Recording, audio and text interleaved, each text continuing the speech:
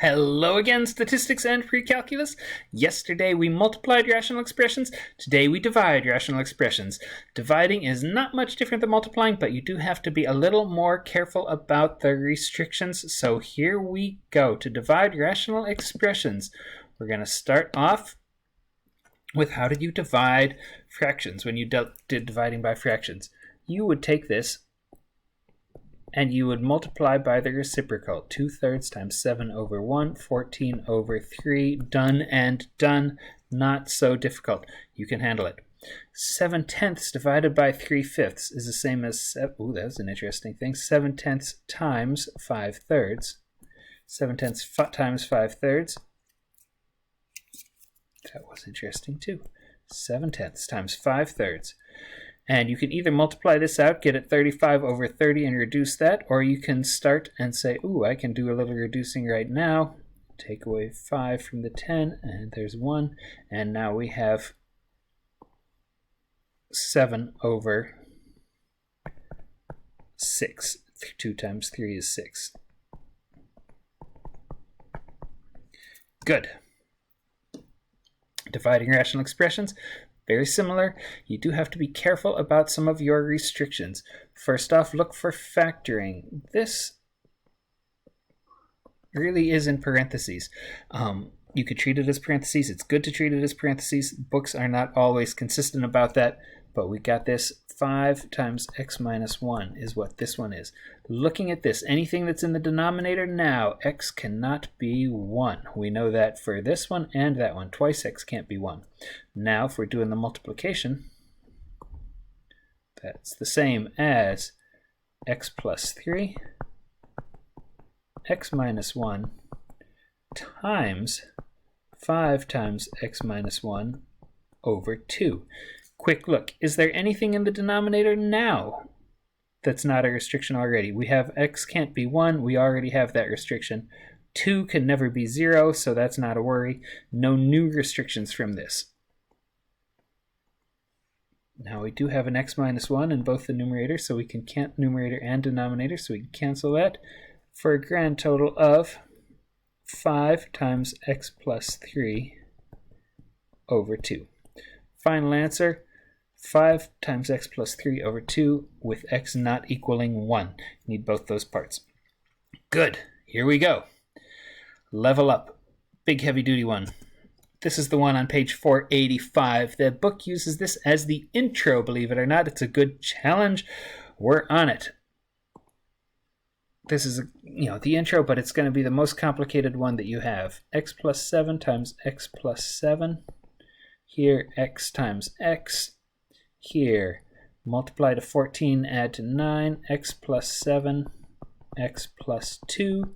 Here, x multiply to negative 2, add to 1, x plus 2, x minus 1. My restrictions based on the denominator, x cannot be 0, x cannot be negative 2, x cannot be 1. Rewrite this as a multiplication. Take the reciprocal and multiply. I have x plus 7 times x plus 7 over x times x. That was my original first term. The second term, x plus 2, x minus 1 over x plus 7, x plus 2. Now there is an additional step here. Don't miss this one. Check now, is there anything in the denominator that wasn't before? There is indeed. There is an x plus 7 in the denominator. We have an additional restriction. X cannot be negative 7. Now we have 4 restrictions. Anything that ever appears in a denominator anywhere in the question, you have to cut out. Cool. Now, however, we do have a couple of common factors. There's an x plus 2 in both places. There's an x plus 7 in both places. Those cancel. Everything else is just happening in one location. X plus 7 times x minus 1 over x squared. I can write that as x squared. That's not bad. That is your final answer with 4 restrictions. And you notice only one of those restrictions is still here in the denominator of your final answer. The other three went away, or they were there only temporarily, but there's still restrictions. At some point, you can't do that. If you tried to do this division on your calculator, it would give you that little warning sign and say the domain of the result may be bigger than the domain of the original question. So that's because in the original question, none of these could be 0, but in the final answer, only x can't be 0. So those restrictions there. One last one for practice. Good. 20 is just plain 20. That's nice. We like numbers. X squared minus 7x, there's a common factor of x. X times x minus 7. This term multiplied to 56. 7 and 8 seems likely. Yes, that would add to 15. X minus 7, x minus 8. Numerator, we have 20. Here, there's a common factor. There's actually a common factor of 5 and a common factor of x. So 5x, and what's left is an x minus 8. This is always encouraging. We've got all those pieces. X cannot be 0 because of this x in the denominator. X cannot be 7 because of this. And x cannot be 7. We've already got that. And x cannot be 8. All right. Take the reciprocal and multiply. The first term was 20 over x times x minus 7.